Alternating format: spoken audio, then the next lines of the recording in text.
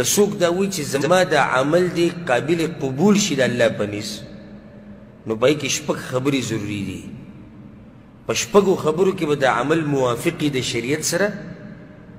نو بیا دا عمل قبلیږي په شپږو خبرو کې به صحیح موافق د شریعت سره اولنۍ چې دا عمل به موافق د شریعت سره په سبب کې مثال شریعت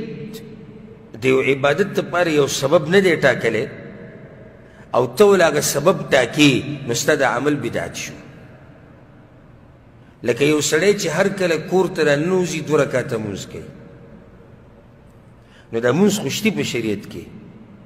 خو آیا دا سبب د منځه دپاره شتي چې کور ته راننوځي 2 رکعته کوه نشته دا سبب کړه دا سبب خو د منځه دپاره شریعت نه دی ښوولی چې ته کله هم کور ته راننوځي نو 2 رکعته لمونځ کوه نو ځکه دا عمل بدعت شو موافق نشو شریعت سره په سبب کې دویمه خبره دا کار به موافقي د شریعت سره په جنس کې لکه یو سړی دی راولګېدو او د لوی اختر قرباني په اس باندې وکړه دا قرباني قبلیږي نه قبلیږي بدعت دی ولې بدعت دی ځکه چې شریعت دا جنس نه دی ښوولی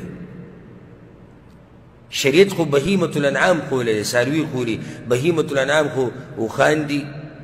بیزې ګړي دي غواګانې میخې دا بهیمة الانعام دي درېیمه خبره دا کار به موافقي د شریعت سره په قدر کې په اندازه کې لکه اوس یو سړی دی اودس کې هر اندام 4 پیرې انځي نو دا 4م پیر چې کوم دی دا ته الله قبلی نه قبلی ځکه چې د شریعت چې کوم اندازه یې ښودې ده د هغې نه یې څه چلو کو د هغې نه یې زیات کو نو دا عمل نه قبلی دا بدعت شو 4مه خبره دا ده چې دا عمل به موافقي د شریعت سره په کیفیت کې په طریقه کې لکه یو سړی دی مانځه له راغی او په مانځه کې د رکوع نه مخکې سجده وکړه بیا یې رکوع وکړه بیا یې سلام وګرځو